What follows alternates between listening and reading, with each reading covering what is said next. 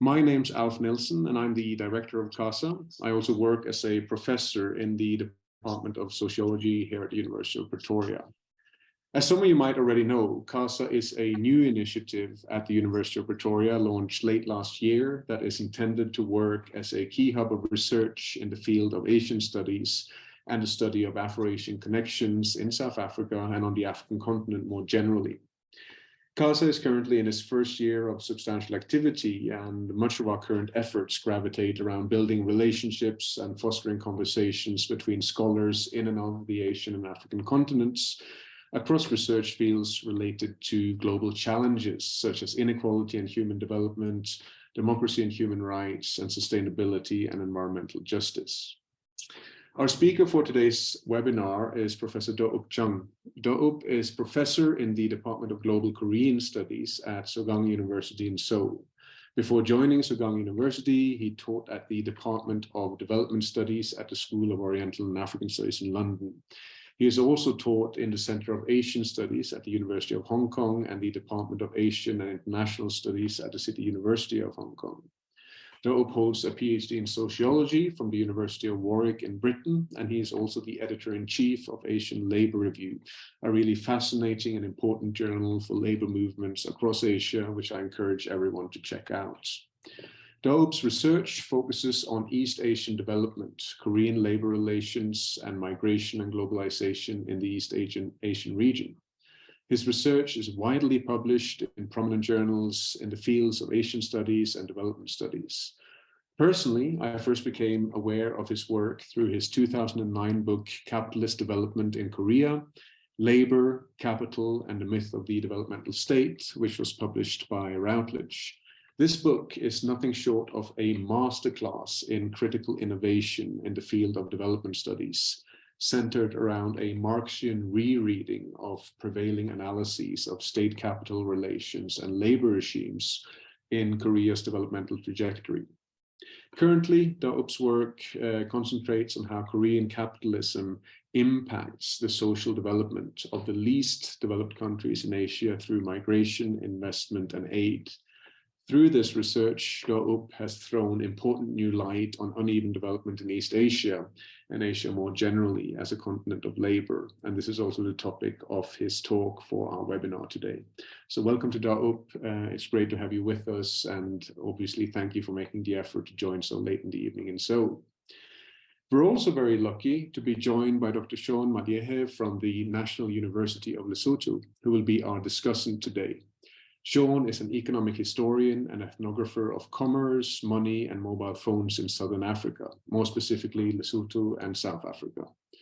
Before moving to the National University of Lesotho, where he's currently a senior lecturer in the Department of Historical Studies, Sean was a research fellow in the Human Economy program at the Center for Advancement of Scholarship here at the University of Pretoria. He earned his PhD from the Department of Historical and Heritage Studies at the University of Pretoria, and then also worked there as a postdoctoral fellow. Sean's research focuses on the role of people, money, markets, technology, law, bureaucracies, and institutions in the making of the Southern African region. More specifically, he works on the economic history of the Basotho people, that is, the Black indigenous people of Lesotho.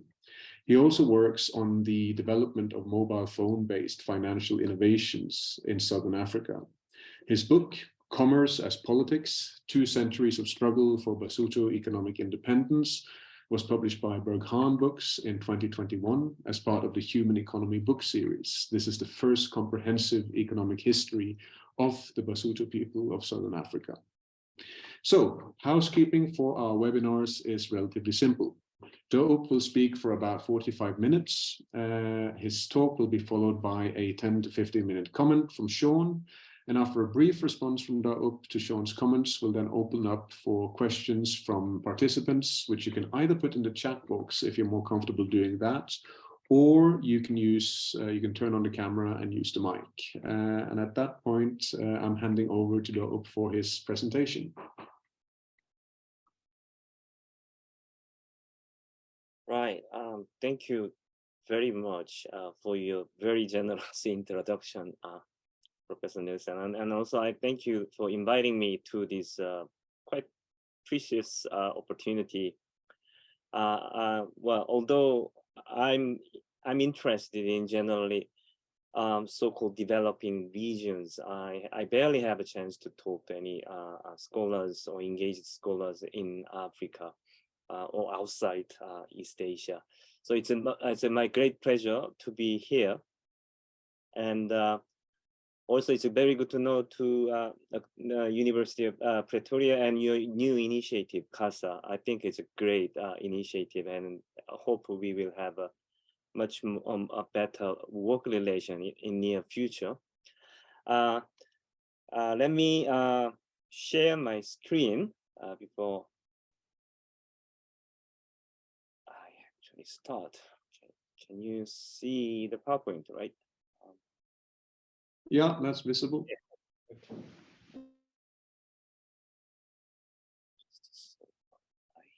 Screen first.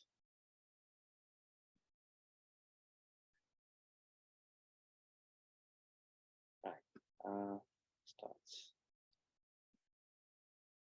So as introduced by Professor Nielsen, today's my talk today is titled as Korean Capitalism and Transnational Labor Regimes in East Asia. Well, you may be used to word Korean capitalism or capitalism in Korea, but probably you're not very used to the notion of transnational labor regimes. And I will introduce that notion in what follows. Maybe probably it's a better for me to give you a brief background of my research as an introduction to my presentation. My current research is focusing on the ways in which the changing territoriality of South Korea's capitalist development affects East Asia's developing economies, particularly the least developed countries. And I see these, I try to find the impacts of changing territoriality of capitalist development in Korea through the notion of transnational labor regimes, and particularly transnational labor regimes built by the movement of Korea's transnational corporations. In this project, we began this project actually but with an attempt to estimate the size of transnational labor regime, or the number of workers actually employed by these transnational labor regimes built by Korean capital. And in doing so, we also has been building a comprehensive database for labor relations at Korea-invested firms across East Asia, collecting all English and local language materials reporting labor relations in those firms. And we now have an extensive data sets on such relations in Cambodia, Indonesia, and Vietnam. And probably I will have an opportunity to show you how the database is being shaped later on. And recently, we also conducted the field research in Indonesia as well as Cambodia, meeting labor researchers, activists, unionists, and rank and file workers, and asking the conditions and labor relations at Korea-invested firms, focusing on the level of welfare, wage, basic labor rights, freedom of association, employment security, and etc. And our research is ongoing efforts, and I'm adding more and more information onto this body of information, this body of work that I've been working on last couple of years. Let me move to the main section. Now let's talk about uneven development in East Asia first. Well, there is little doubt actually. East Asia. Well, here East Asia. I mean, I use a sort of unique notion of East Asia that includes Northeast Asia and Southeast Asia to define the name of region given by all different kinds of colonial and imperialist powers. And what I meant East Asia is basically ASEAN plus three, China, Korea, Japan. That's what I meant by East Asia. There is no doubt that this particular subcontinent is becoming or has become perhaps a global factory. These subcontinents produce over a third of world merchandise export at the moment. And the uniqueness of current rise of this East Asia as a global factory has been marked by economic integration between different economies in East Asian regions. And there are many literature that anticipating the glorious age of East Asia on the basis of win-win conditions built by this integration process. But unfortunately, a closer look into East Asia's integration process show rather negative trends, which is exacerbating uneven development between different economies. These regions' uneven development has been marked by growing trade deficit on the side of less advanced capitalist economies or less powerful actors, and also by increasing capacity gaps between more and less advanced firms from different economies. And oftentimes these are pointed as the root cause of uneven development, but I would say the nature of this uneven development in East Asia cannot be fully understood by only looking at those unequal exchange relations, because underneath these unequal exchange relations, they are underlying dynamics of uneven development that is rooted in the uneven geography of labor regimes across East Asia. Labor regimes, it's a very general word. Usually it refers to a complex of institutions and rules and practices through which labor capital relations are regulated, both at the workplace level, at the level of society as well. Well, usually, in a methodologically nationalist understanding of development that sees national or capitalist development as a result of a combination of national capital on the one hand and national labor force on the other hand within the national territory, these labor regimes are often understood as local labor control regimes and national institutional frameworks. Well, of course, there is a reason why the labor regimes are understood as a local national labor regimes.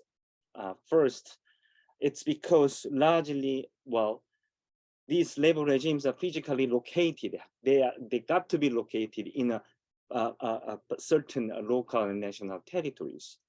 However, the way in which labor regimes are built and reformulated are not really a local process. Once you zoom it out and look at labor regimes from the sky, it becomes more evident that this construction of those labor regimes is not only local process, but also a transnational process. And particularly so, since 1990s, this fast increasing transnational flow of capital across East Asia and their impact on the territoriality of national development, as well as capital relations and labor regimes, are actually central to our understanding of this uneven geography of labor regimes.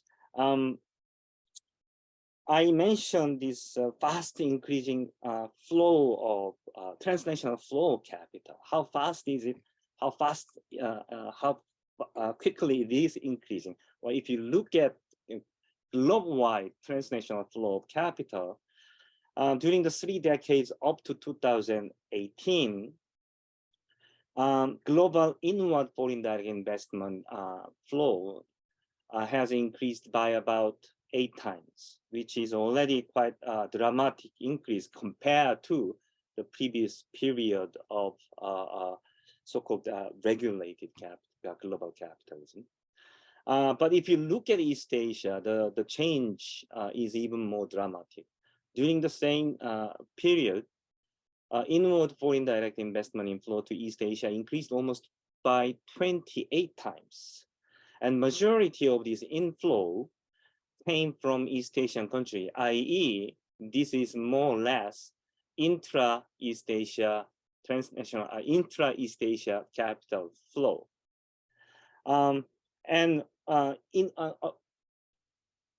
Due to this fast increasing transnational flow, well, it is reasonable to think that labor regimes are affected through these transnational processes and transnational forces.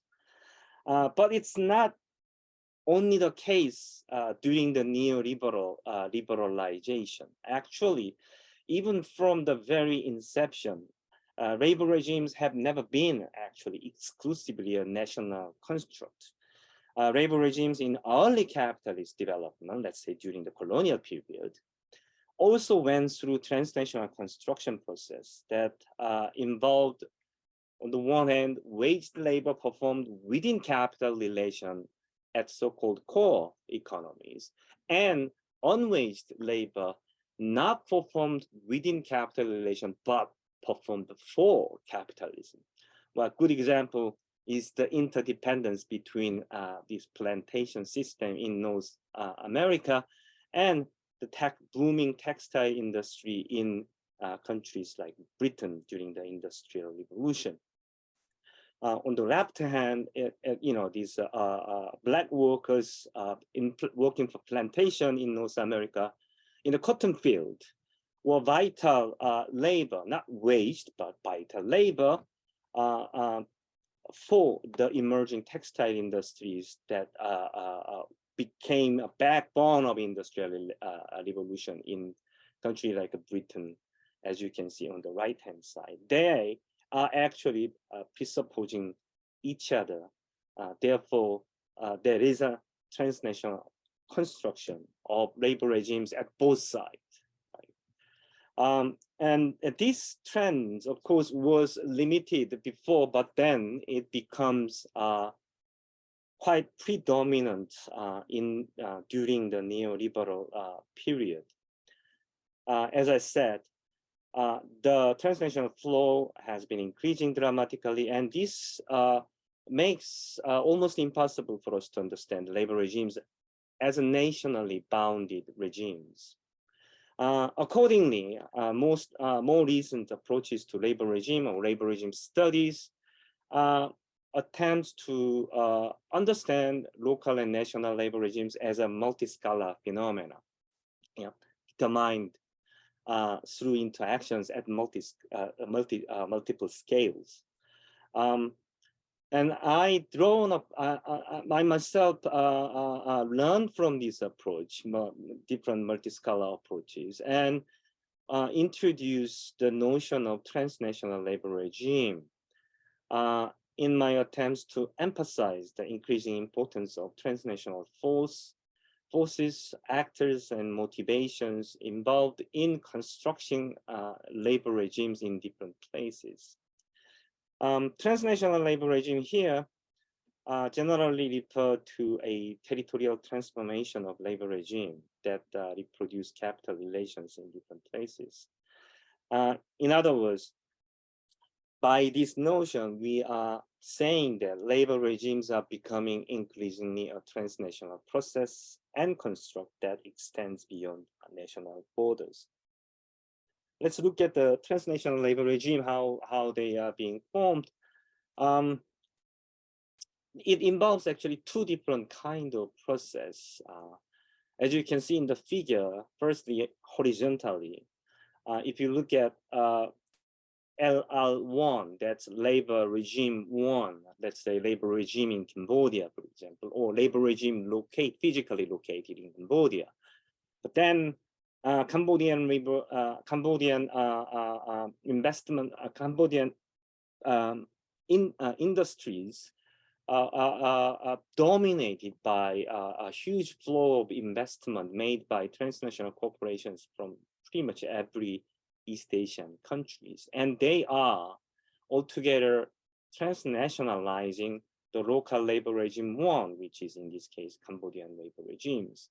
So horizontally, there is an increasing role of transnational, there are increasing roles of transnational actors in institutions and motivations in constructing local labor regimes. And oftentimes, labor institutions in those developing countries lacking the willingness and resources outsource its regulation and management to international organizations, including ILO or code of conducts compliance officers from transnational corporations, business associations, and et cetera, et cetera.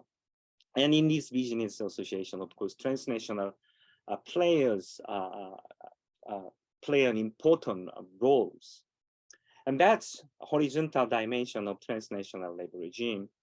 And second dimension is a vertical dimension. As you can see, a transnational corporation invests not only in country A to form, to affect local labor regime one, but it also does same in second and third and fourth and fifth countries.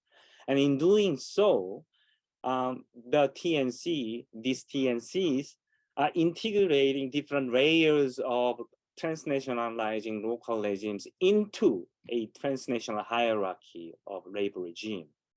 And in doing so, the influence of transnational actors and motivations over the determination of local labor regimes have been increasing. In short, what these labor regimes we can find in physically in developing countries here and there,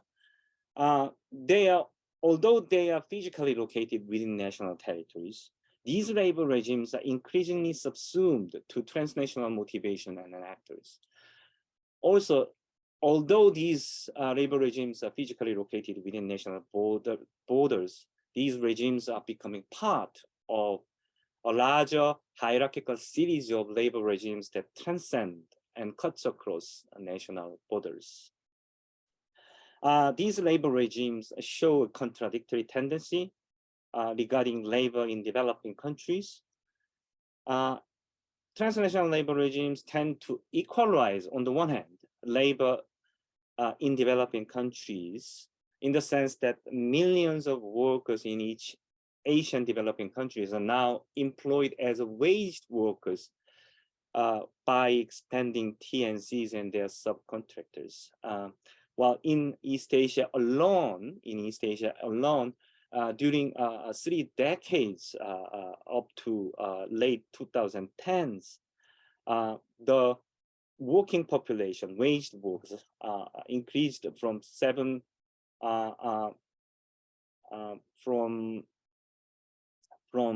764 million to 1.2 billion, which means now in East Asia, if you want to make your living, you become waged workers, and that's norm pretty much everywhere. But at the same time, because transnational labor regimes forces integrate these transnationalizing local labor regimes into a hierarchical relation between them, TLRs also tend to differentiate labor in developing countries with different labor standards and rights. They do not homogenize labor standards and rights in different labor regimes. Therefore, local labor regimes as an integral part of transnational labor regimes show different arrangements for working hours, pay, overtime arrangements, holiday and leave arrangement, workplace welfare, pensions, and trade union rights, and so on and so forth.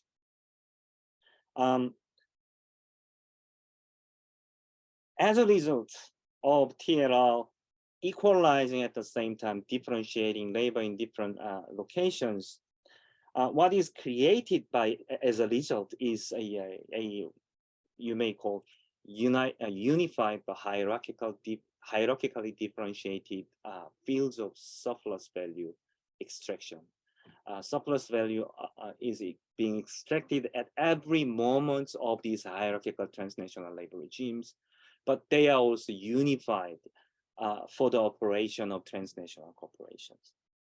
And the impact of this is particularly negative for those transnational labor regimes located at the bottom of vertical hierarchy of transnational labor regimes, because it puts a downward pressure on wages and labor standards and welfare to workers working in these labor regimes at the bottom. While Korean capital has been one of the driving force for the construction of transnational labor regimes.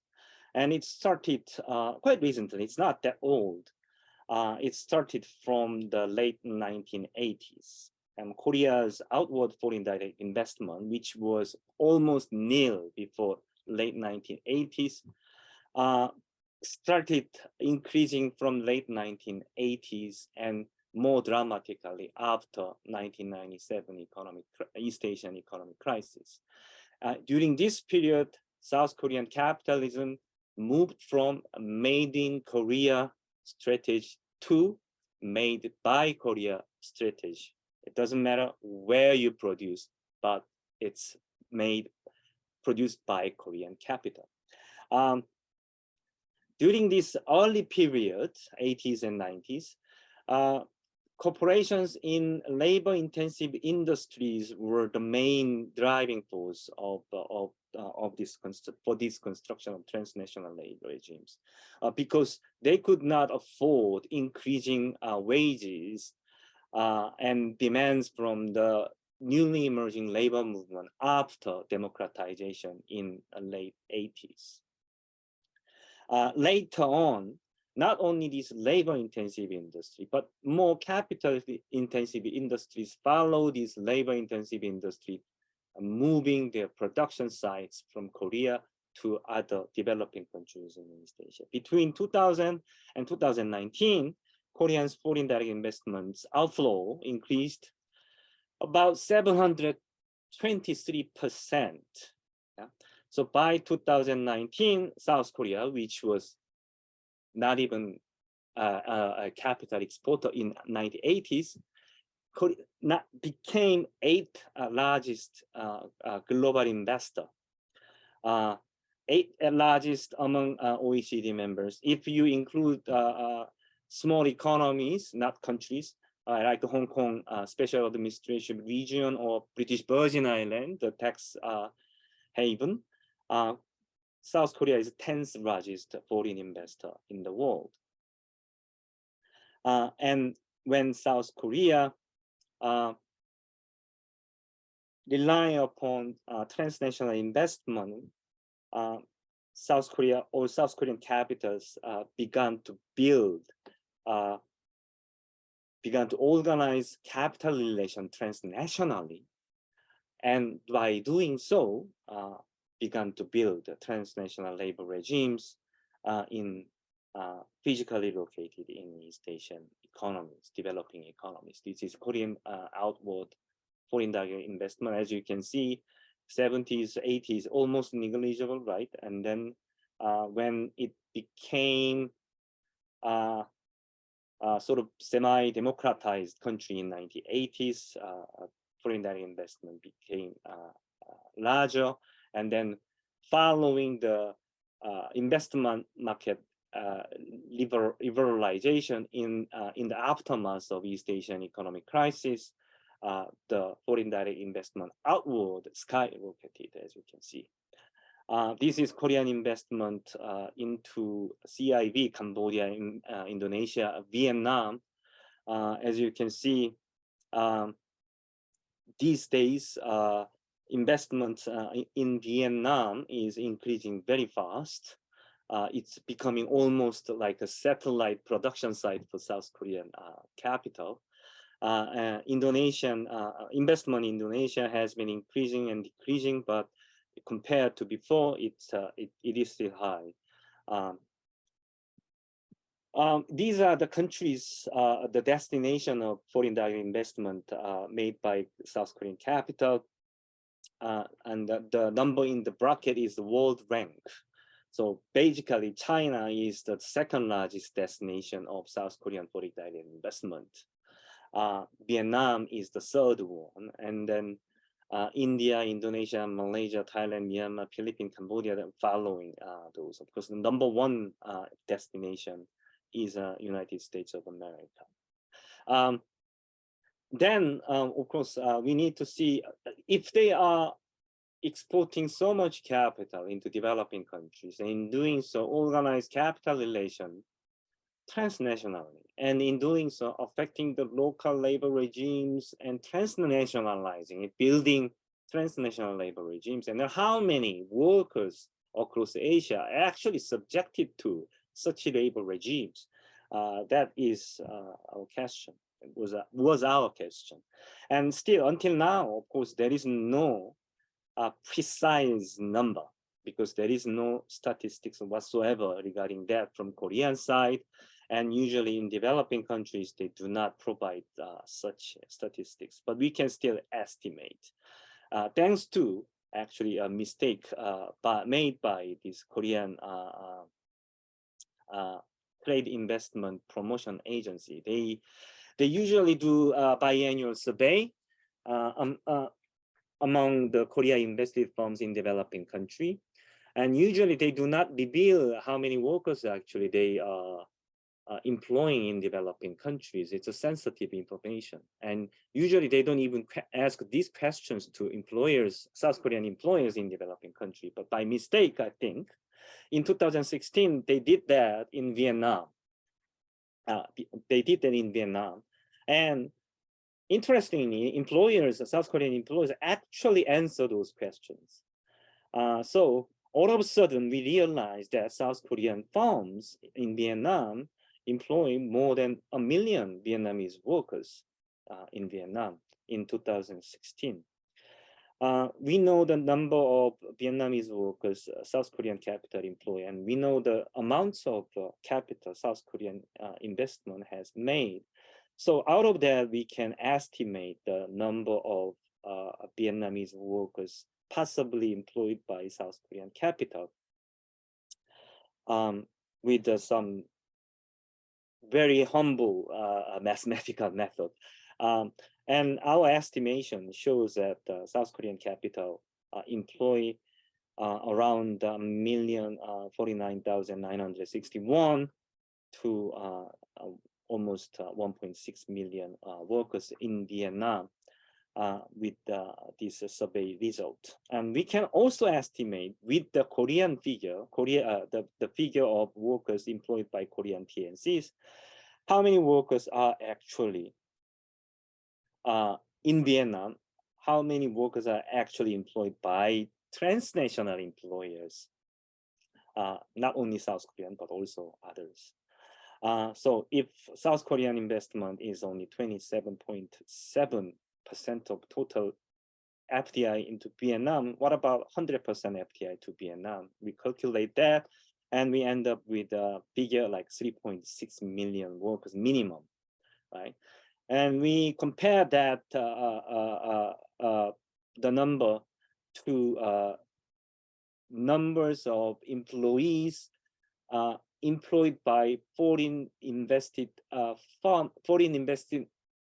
sector in Vietnamese official statistics record, and we found they are all more or less very similar. So our calculation is not that wrong. I think it's mainly a transnational labor regime subject at least 3.59 workers in Vietnam alone. And we calculated a different way with the number of workers employed by Korean capital per $1 million foreign direct investment. Again, the result is quite similar. So we did that in Indonesia, and we came up with a certain number, which is not as accurate as the number in Vietnam, because the survey in Indonesia in 2016 was incomplete, but at least we can conclude that in Indonesia, South Korean capital also employ about 383,000 workers at the least. If you again calculate that,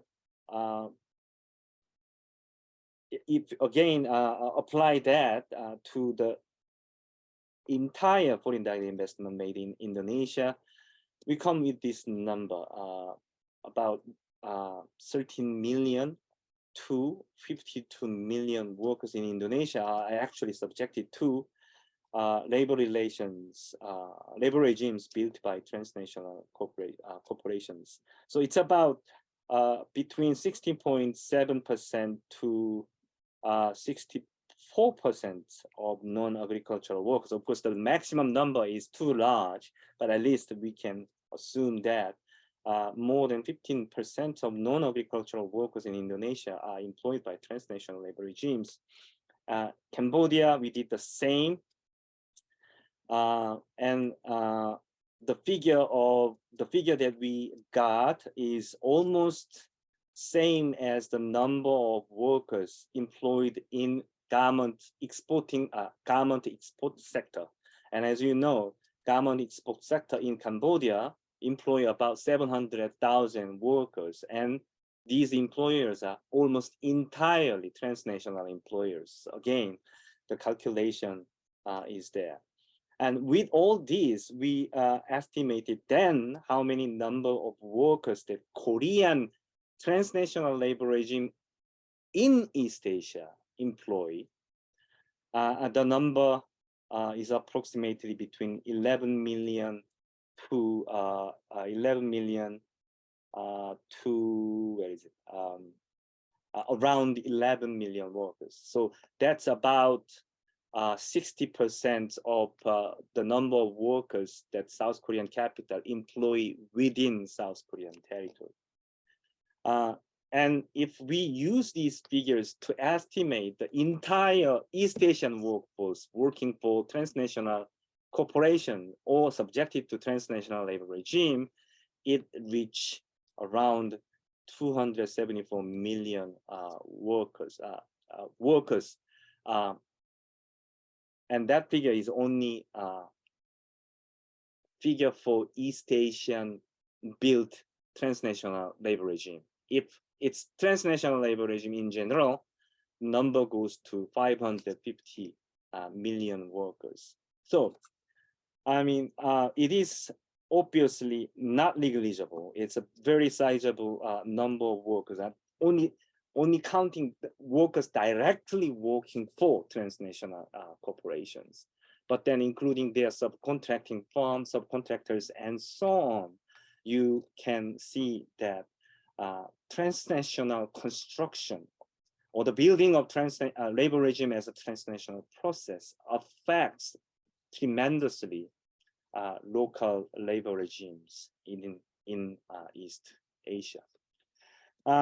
Not only the quantity, but also the quality is important. How actually these transnational corporation, transnational labor regimes are structured and operated across East Asia. We had a look at the operation of South Korean transnational corporations who are actively building transnational labor regimes across East Asia.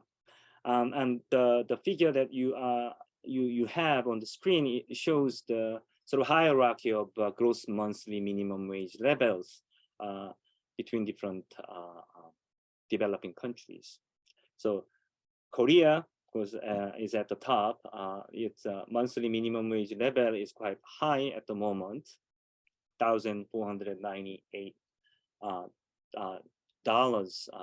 in year 2019. And that can be a group A in the hierarchy. But then if you goes down, then the wage level goes down smaller and smaller. So you can group them like a group B, like a Costa Rica, Guatemala, group B, China, Cambodia, Nicaragua, group C. And then at the bottom, countries like Haiti, Vietnam, Indonesia, Myanmar, they are the smallest groups with the smallest monthly wage, and they can be categorized as group B. If you look at the operation of Korean Transnational Corporation, this is one of the government's very large government firm, H Co Ltd. And these are the sort of transnational labor regimes they've been building. At the top, there is a USA office, but then it has Guatemala, factories in Guatemala, Nicaragua, group B and C, and then Haiti and Vietnam, Indonesia, Myanmar. At the bottom, the group D has a majority of factories these days. As you can see at the bottom of this hierarchical series of labor regimes, there have been many labor dispute cases reported with extreme exploitative labor relations. Another firm is called S Trading. Again, this is a garments and textile firm organizing hierarchical labor regimes across the world. At the top, group A, B, C countries, but as you can see at the bottom, Haiti, Vietnam, Indonesia, Myanmar, these are group D countries emerging as an important production site. Now, what they do is that they try to maintain series of labor regimes by maintaining this hierarchy. In doing so, they put downward pressure to lower parts of this hierarchy, creating labor dispute at the bottom. If they fail to stop this emerging labor dispute, they move to other places to integrate other economies and workers in different economies and abandon the problematic places as a production site. Once these transnational labor regimes integrate cheaper places, then labor dispute tend to move toward these cheaper places from places located higher up in the hierarchy. And that is being repeated for the last 20 years also.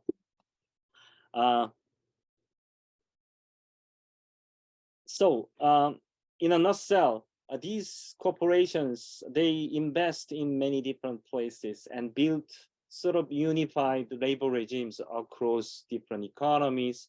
But then the labor regimes belonging to this same hierarchy are differentiated with each other.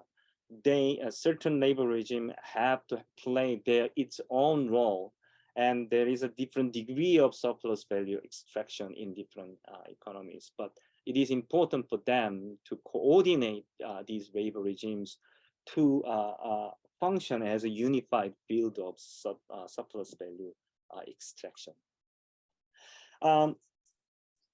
In this process, labor regimes, Korean transnational labor regimes built by Korean transnational corporations showed a certain characteristics. At the beginning, as I said, it began 80s and 50s, 80s and 90s. At the beginning, there was extreme cases of exploitation, like torturing child labor, electrifying union leaders in factories and things like that. But then these horror stories are fading away once Korean investment became very sizable and visible. But still, a lot of South Korean firms have sort of remnants of labor practice that they used to do in the past. Example, for example, in Vietnam, in between 2009 2014, there were wave of strikes, wildcat strikes in Vietnam, and at that time, Korean firms, I mean, the strike actions taken within Korean firms accounted for about a quarter of total strikes in Vietnam. And of course, this has a causes. South Korean firms have some interesting practices. Since I don't have much time, I will move quite quickly. And in Indonesia, during our fieldwork, we found lots of interesting practices of South Korean firms that sets sort of the worst practice among foreign direct invested firms from different countries. They have what they call a scoring system in many factories, South Korean factories. This scoring system refers to a practice of setting very high targets for quotas workers need to meet in daily production. And if they can't meet the target within their work hours, they have to work overtime. But because they haven't met the target, their overtime is nullified, i.e., it doesn't count as overtime. So they don't pay overtime payment in many Korean firms. They are very good union builders. They establish pro company union by themselves, and again pay the union dues for the members of pro company union from the company's budget. Many cases such like that, and also one of the prevalent tendency that South Korean companies to show in Indonesia was running away within Indonesia or running away from Indonesia when their business met difficulties. So there are many cases that Indonesian trade unions are dealing with at the moment, many cases of running away. And they have different tactics. For example, they have like a company picnic in the beach, and then put every workers on the beach with family members. And in the meantime, the company move their machines away from factory and disappear. That kind of practices, very notorious practices, very prevalent among Korean firms in Indonesia. Also, what is important is that these Korean firms in Indonesia, not only Indonesia, but somewhere else, they exercise a very large influence over a general formation of labor regimes across the country by intervening in legislation process through this large-scale business association. In Indonesia, there is a organization called Korea Garments Manufacturers Association, in short, KOGA. They've been boycotting the increase in minimum wage in 2012. They also try lobby and persuade the government to set up a minimum wage in labor-intensive sector that is lower than or city and provincial level minimum wage to protect their business interest. I think it is still ongoing efforts. But in Cambodia, we also found quite interesting cases. But I will skip that. Well, in these, there are some general patterns of in KP Korean transnational labor regimes. First one is that they tend to converge to worst practice rather than a best practice. Minimum wage is the largest wage wherever they go, where they pay wherever they go. Korean transnational corporations are particularly hostile to trade unions. Setting up trade unions in Korean invested firm is often regarded as a betrayal against the benevolent employer who gave jobs to these people in developing countries. There is a vicious cycle between workers try to establish a union, then the company lay off union leaders. The rank and file went into strikes, and the company locked out the factory. And there's a violent conflict between management and workers, and then legal battle that takes forever. In the meantime, workers have to leave the factories and disappear. Well, there are many reasons for this kind of labor relation. Firstly, behavioral reasons. I mean, these companies, yes, only 2 minutes is enough. These companies used to do the same in South Korea, and they did not abandon their labor practices.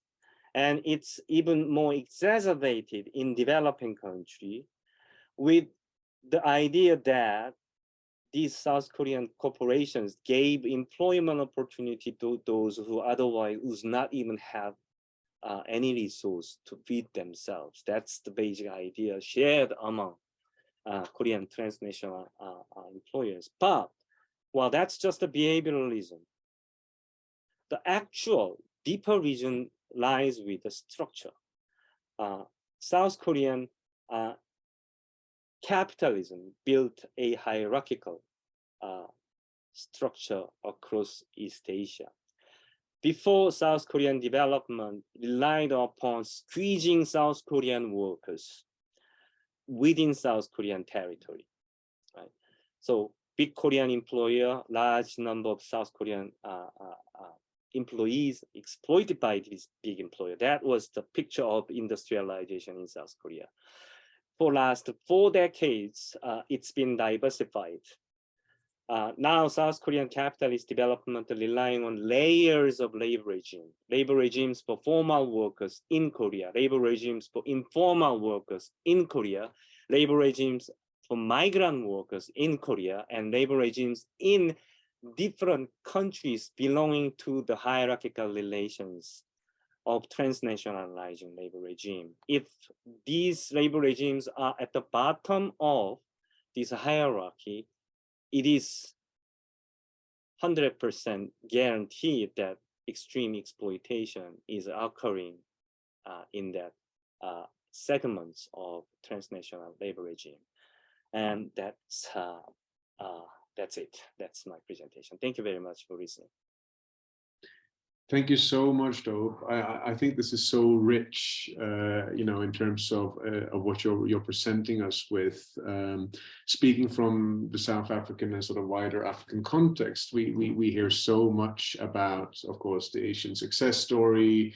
It's held up as an example of emulation or worthy of emulation, and so on and so forth for the continent.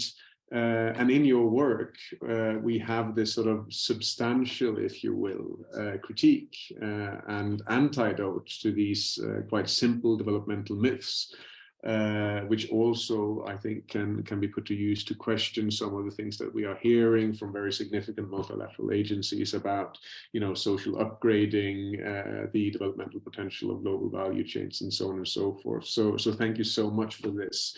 I'm going to hand over to Sean for his comments. Sean, do you want to come in? I don't know if you want to turn on your camera or how are we doing with bandwidth? Okay. All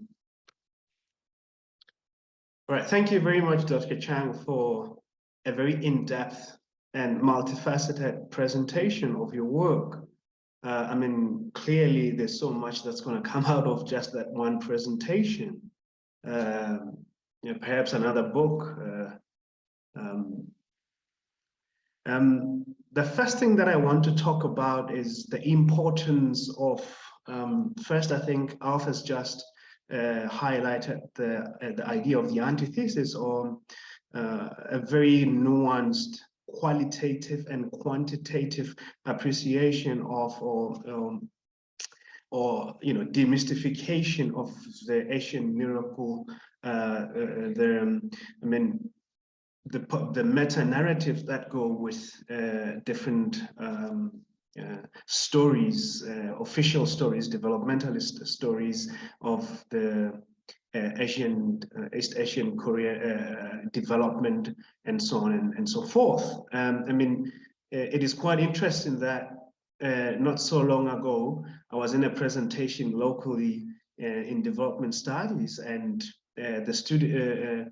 somebody was enthusiastic about the development of the Asian tigers and all the way to how it has developed in a very oversimplified manner, in a way that still, you know, glorifies how South Korea was able to almost, compete with the Marshall Plan in many ways. But what I find interesting is that you try to unpack the underlying structural systemic issues, not just you try to show the architecture of this transnational labor regimes. How are they systemically structured? How do they develop over time?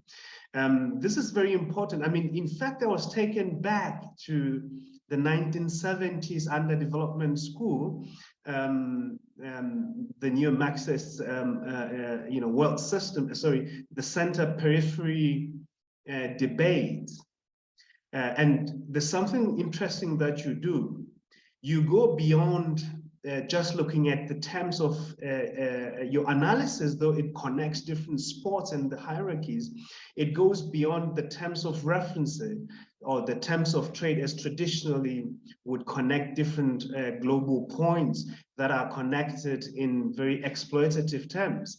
And then you demonstrate the more obscured elements and focusing on the structured labor relations. I mean, if you remember the modes of production debates of the same time, by people like Harold Walpole in Southern Africa. I mean, the dependency theory. I mean, the dependencia scholarship in the terms of trade in the 70s were actually in full swing, but were actually quite popular, but in tandem with that, in full swing were the modes of production debates of the articulation and the disarticulation of the modes of production. And Harold Walpole tried to demonstrate how the centers, how people from the periphery use wages to support different life system, modes of ways of living in pre-colonial, in pre-industrial, or so to speak, pre-capitalist modes of production. And I found it interesting that in many ways, your work tries to revive, I mean, it has become almost unfashionable to speak of how the architecture of this exploitative global system. And the idea that for a very long time, the economies have tended, or at least within the capitalist mode of production and Western modernities constructed around the nation state, has always been deceptive in the sense that economies have always been transnational and global, but only to a few with lots of money and those who control state apparatus, huge global flows of money, and the corporations, no wonder, they're at the forefront of this configuration.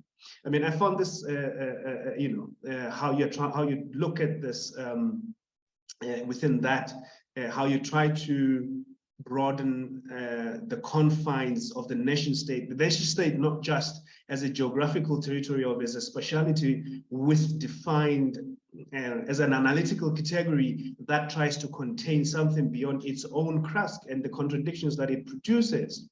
I mean, the Taiwanese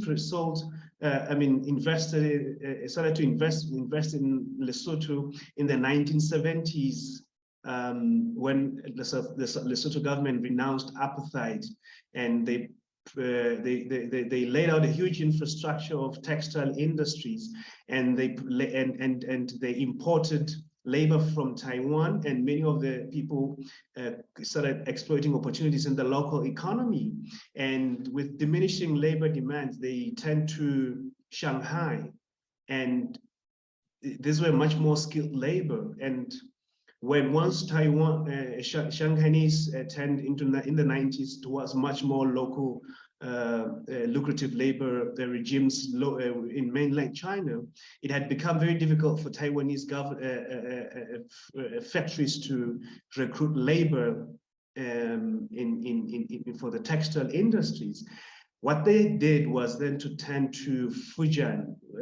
Then we started having Fujianese traders coming in as workers first, and then within no time they had taken over the economy.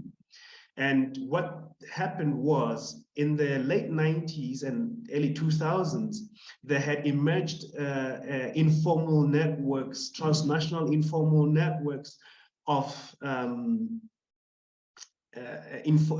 almost criminal, so to speak, using the state language, flows of labor and people from the Fujian province through the snakeheads, what they call the snakeheads, which would mean the human traffickers through this system.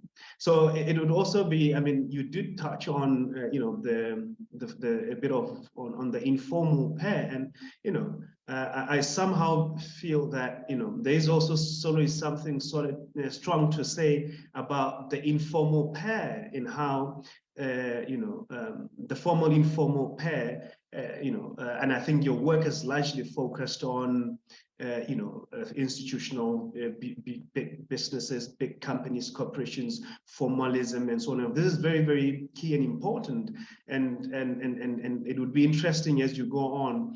Like I said, we have to judge you on what you set out to do and what you have to do. But I think what you're also showing is quite applicable to what is happening beyond, as rightfully point out. It will be interesting later on maybe to encounter your work, and maybe I'll go attend another presentation where perhaps you could tell us the informal side of the whole thing, what has been really happening, what have been the dialectics of formality and informality in this whole processes. I don't want to take more time, but I mean, I think it was also more out of excitement that the presentation reminded me of some of the classical debates that in development discourse that we think are outdated, but we can still engage effectively in trying to understand different regional hierarchies and inequalities and power and structure, so to speak. I mean, I've been studying the Southern African Customs Union for the last 3 years, funded by Jetta Henkel. And, it's almost impossible not to somehow make reference to, this sort of interstate debates.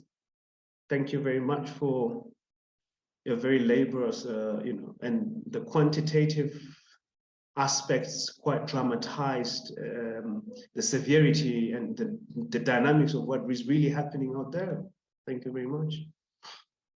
Thank you so much, Sean. I'm going to just give Dae-Oup a chance to respond briefly to that, and then we can open up for some questions for the folks who are with us.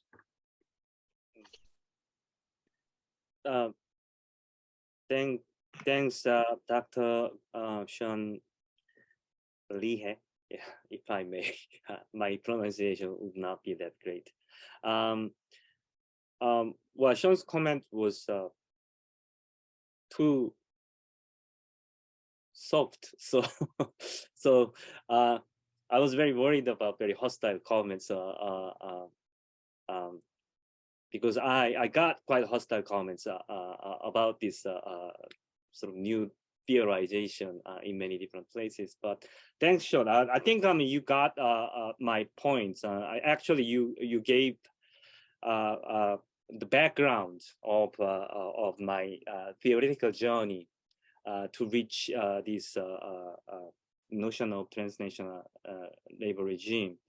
Well, of course, I've read dependency schools, world system theory, and and combined and uneven development, all kinds of theorization to make sense the different capitalist development at different locations, and try to see how they are connected to each other. Or if you go further, not only trying to understand how one place is exploiting the other, but also how they are interdependent. And oftentimes, the agency of labor in the exploited part of this hierarchical relation can also affect the exploiting part of the in these hierarchical relations. Well, I think these attempts, dependentia, world system theory, combined and uneven development, all sort of intellectual investment in understanding these connected histories of capitalist development, which we can't understand only one side without understanding the other side. And in following the trajectory of labor in East Asia from the old colonial period all the way up to neoliberal development, I found labor is a very effective method to connect the histories of capitalist development in different places that altogether form so-called global capitalism. And of course, labor in different period of time play a different role. Colonial labor played a different role. And then labor during the so-called catch-up development of 60s and 70s in East Asian NIEs play again different roles, connecting those histories of capitalist development in East Asia and outside East Asia.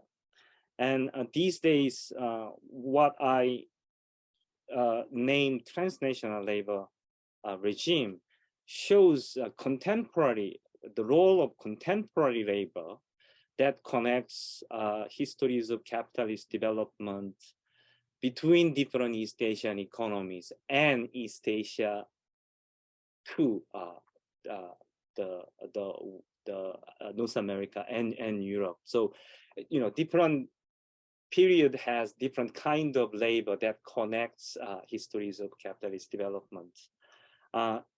And so this transnational labor regime is not just a tool to understand a neoliberal development, but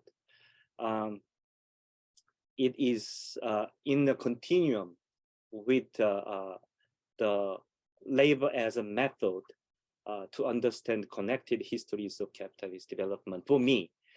So that's a sort of general sort of background, and I believe there are a lot more things to go through, and that's well, I'm working on a book called The Continent of Labor, and that is the book that I want to show how in different historical phases East Asian labor play an important role to build a connected history of capitalist development. That and transnational labor regime is at the end of the most contemporary part of the book that I'm working on, and hopefully I can finish it in 2 years from now, because otherwise I have to give back the grants.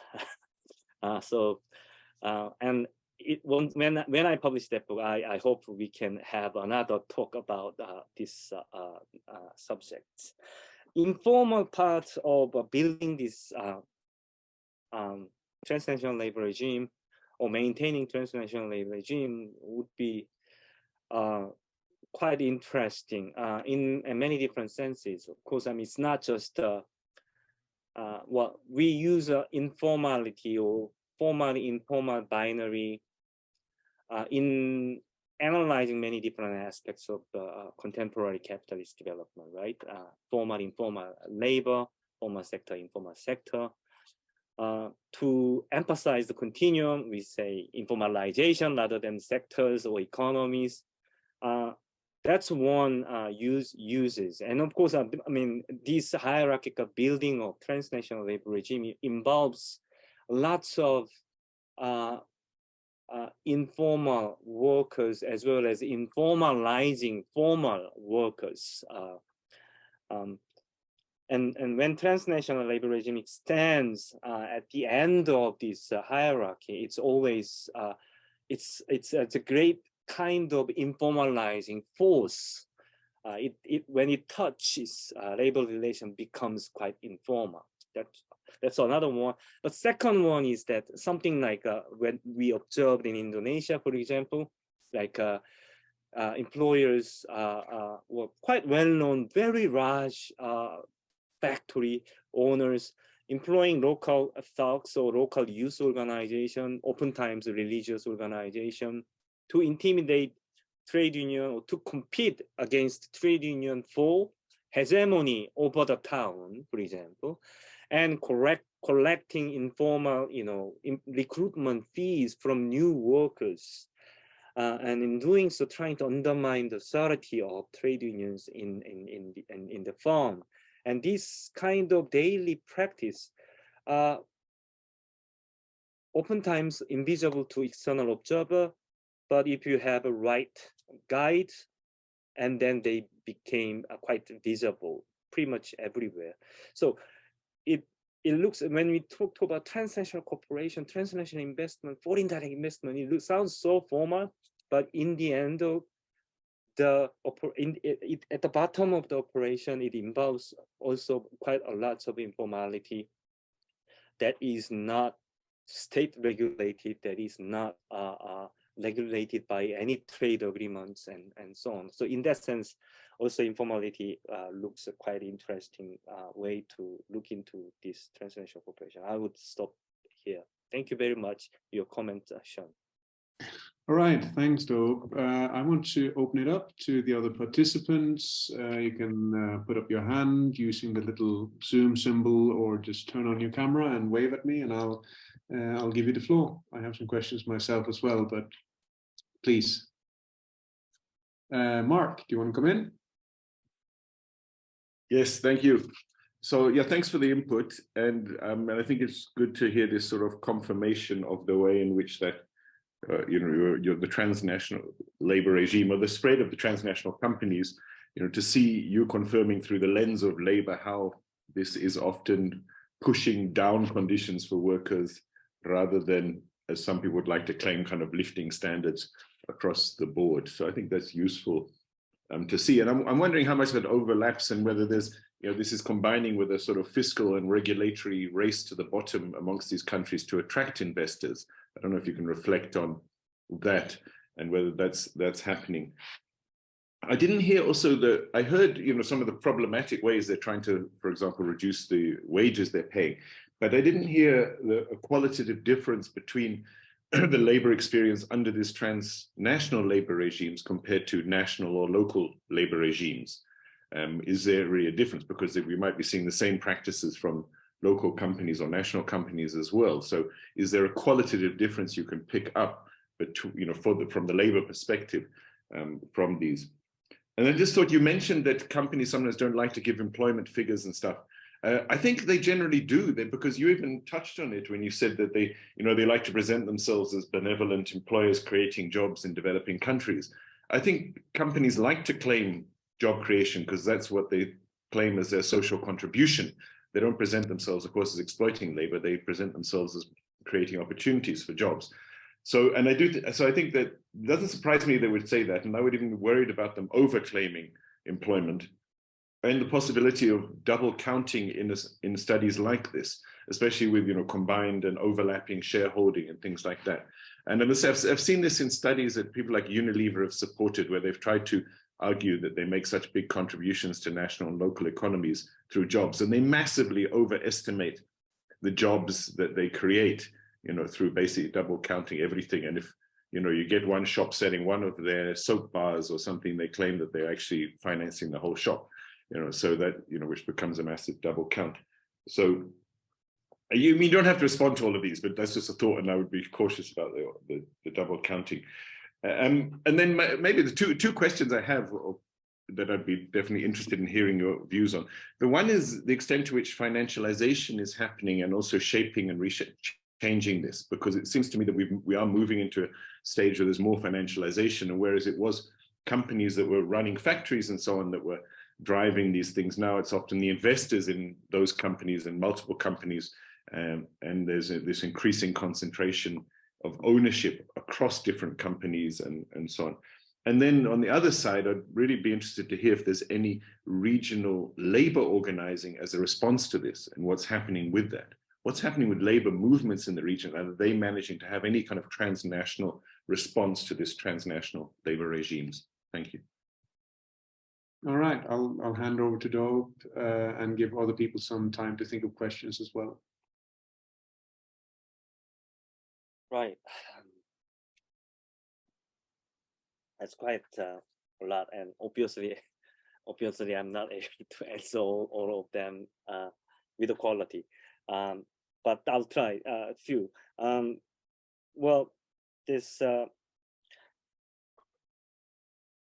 how sort of race to the bottom can interact with these attempts of transnational corporations to put downward pressure on labor standards in developing countries. I think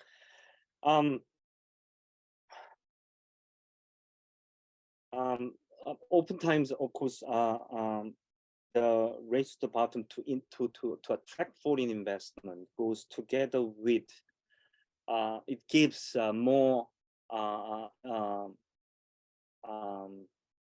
favorable conditions to transnational corporations operating in those places.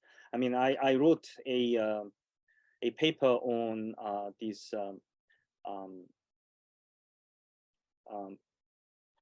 Cambodia as a case of transnational labor regimes. And Cambodia is an interesting place where the country's race to the bottom sort of desire manifest in an extreme way in combination with a huge influence exercised by foreign direct investors, because basically Cambodia is the only foreign money income for Cambodia is garments export, and the garments export 98% of garment exporters in Cambodia are foreign investors, about majority of them being now Chinese.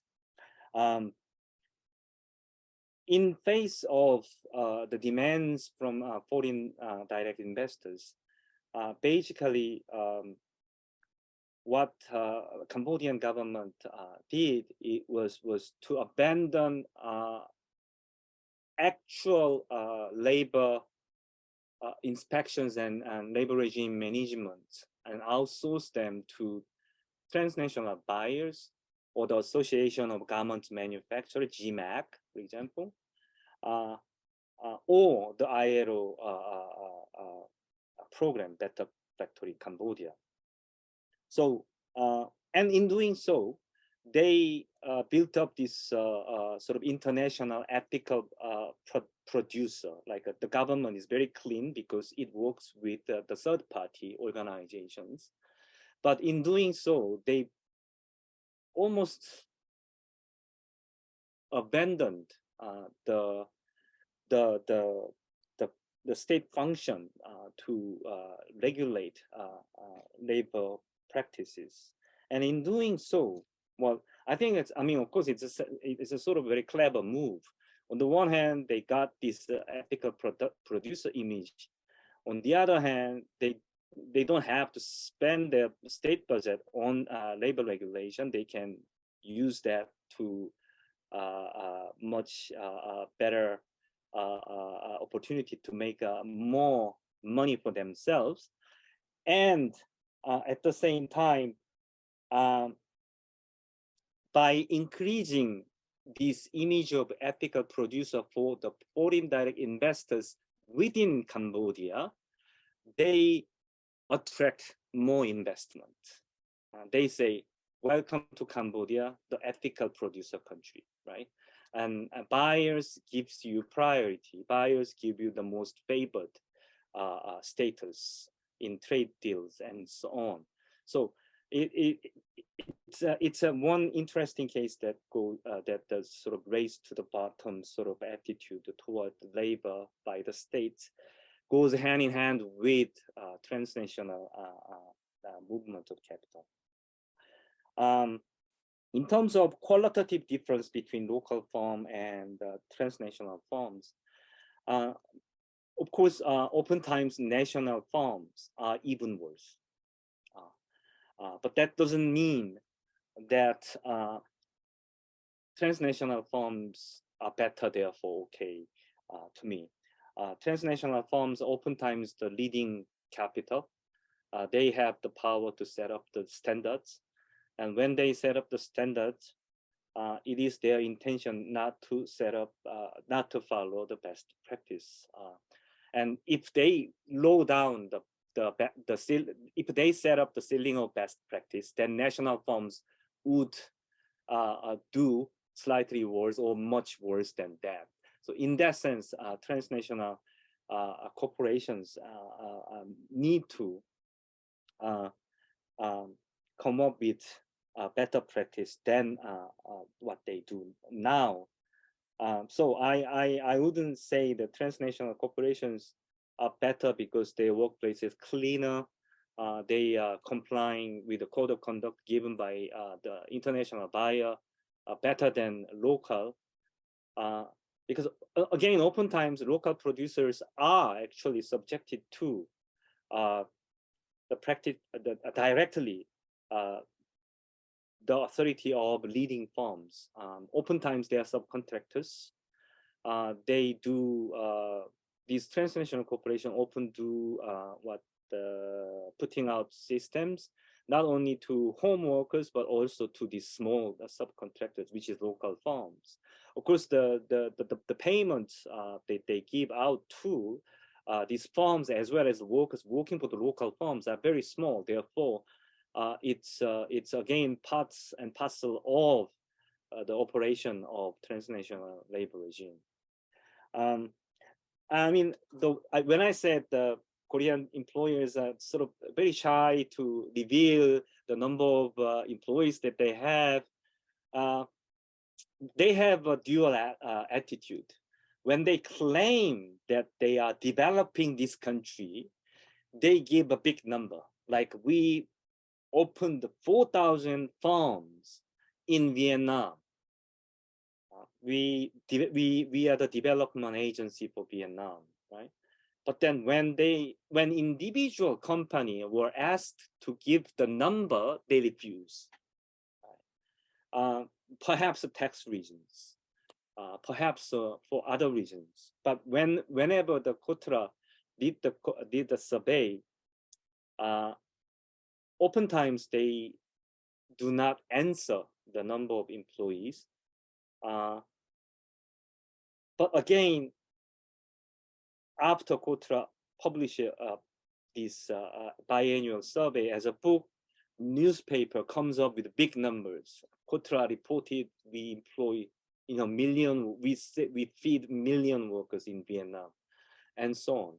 But then individual firms are very quiet about the number of workers. And whenever I visit them in the field, whenever I ask that kind of question, they are very, why do you need to know, that kind of approach? Of course, we can know through trade union, so it doesn't really matter. So it's kind of dual attitude about that.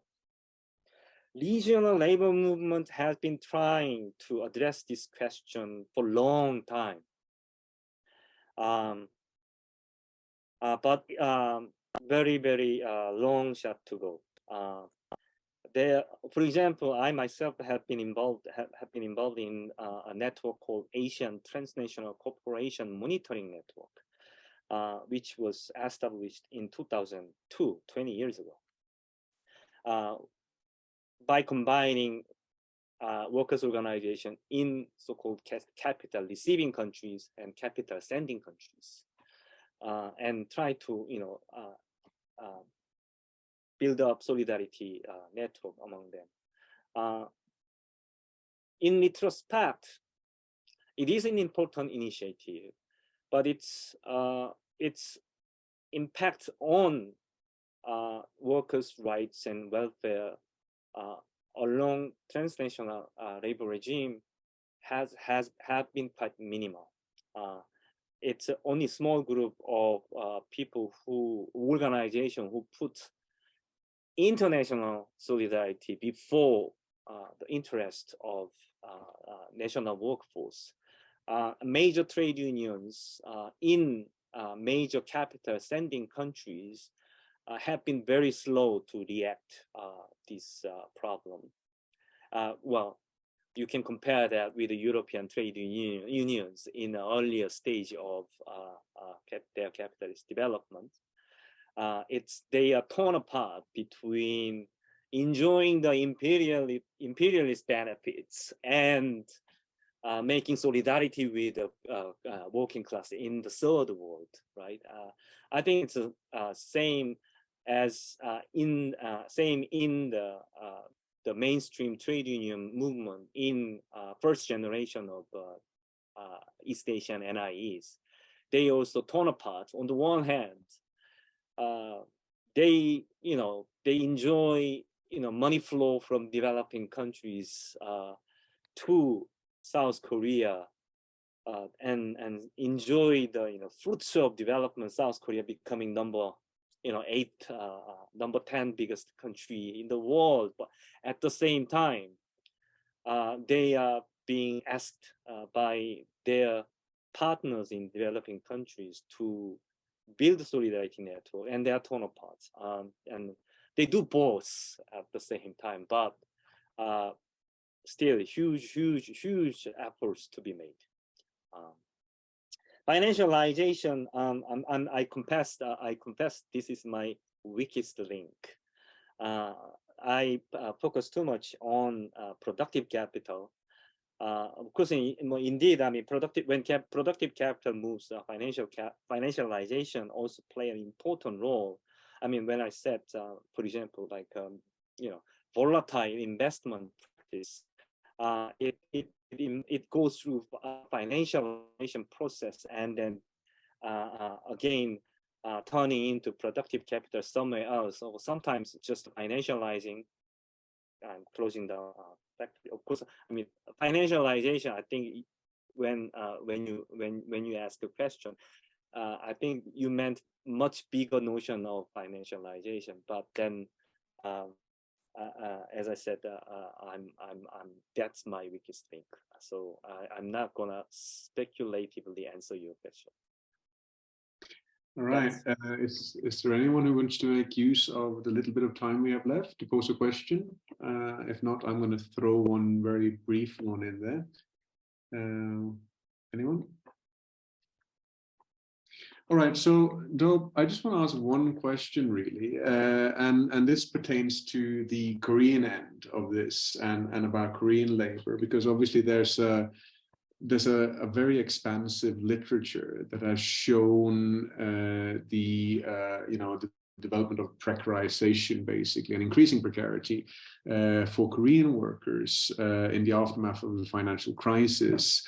And I'm thinking about further parallels with developments that has also been witnessed in the global north, whereby this kind of spatial fix employed by capital as a strategy, or as maybe more appropriately as a tactic in sort of patterns of class struggle, basically, has been a contributing factor. Obviously, stabilization agreements and so on and so forth has played in here, but I'm also wondering how, post 1997, what role the crafting of transnational labor regimes have played in terms of enabling regional labor arbitrage and thereby deepening precarity in the Korean context.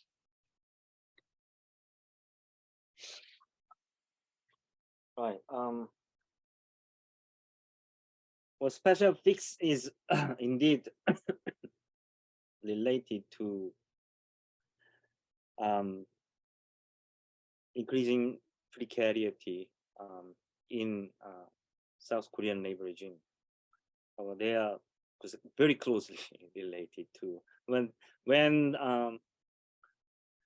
1997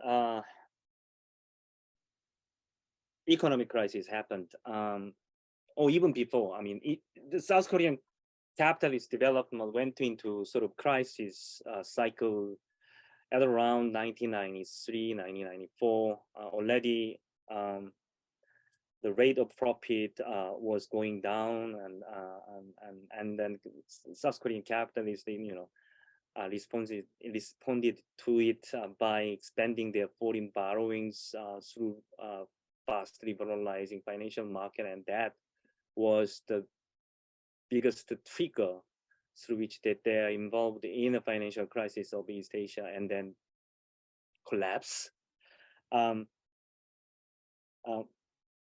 During these crisis days, the South Korean capital did utilize multiple tools.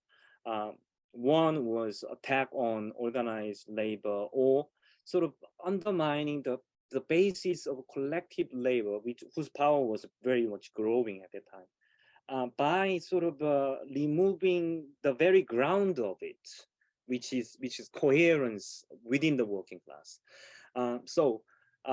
Precarity or informal labor issue, irregular workers issue came from there. They from 1997, the general practice was when they were fired and then when they came back to labor market, they came back as irregular workers. All of a sudden, the portion of irregular labor force went up by 10% in a couple of years' time.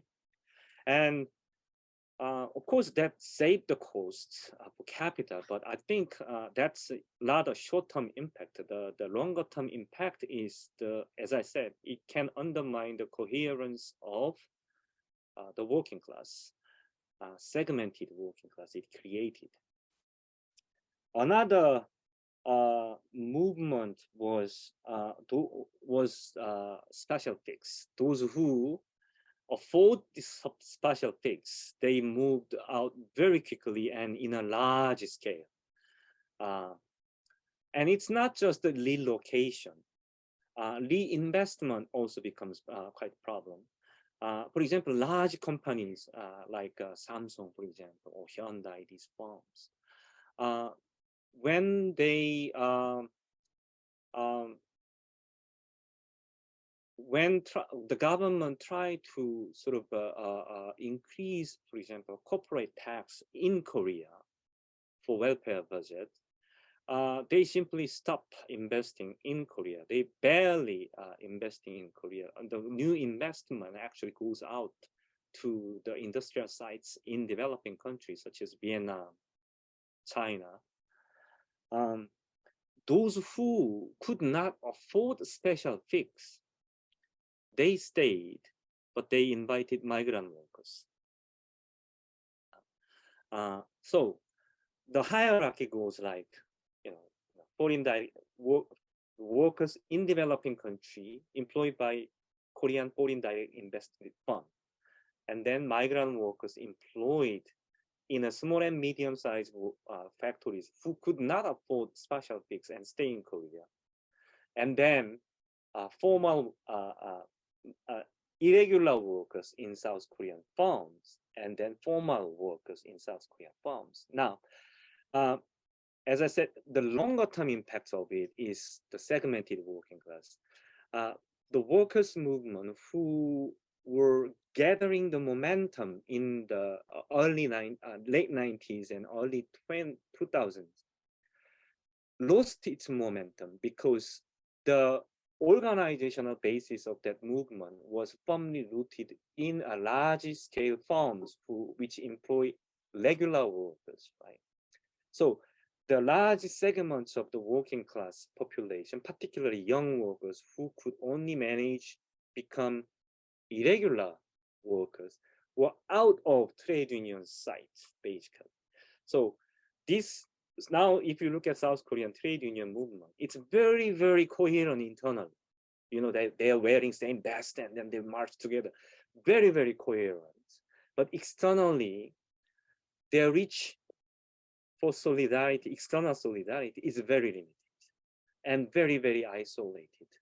And that's the long-term I think that has a long-term implication for South Korean welfare of South Korean working population, because trade union movement is very typical. Trade union movement move away from this situation of segmented.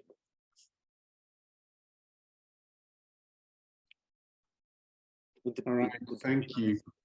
That's perfect. We have, I think, come to the end of our webinar today. I wanted to once again thank Dae-Oup for this very rich insight into contemporary East Asia as a continent of labor, and all the questions that it raises around developmental orthodoxies and the necessity of thinking beyond those. I also want to thank Sean for his rich comments. I want to thank everyone who's taken time to drop by and to listen to us. I'd like to remind everyone that there's a new webinar coming up in 2 weeks' time, where we'll be hosting a talk about last year's crisis and protests in Sri Lanka. So I hope some people will rejoin for that. And on that note, thanks everyone. There'll be a recording made available of this webinar in not very long. So thanks so much, and goodbye everyone. Thank you very much.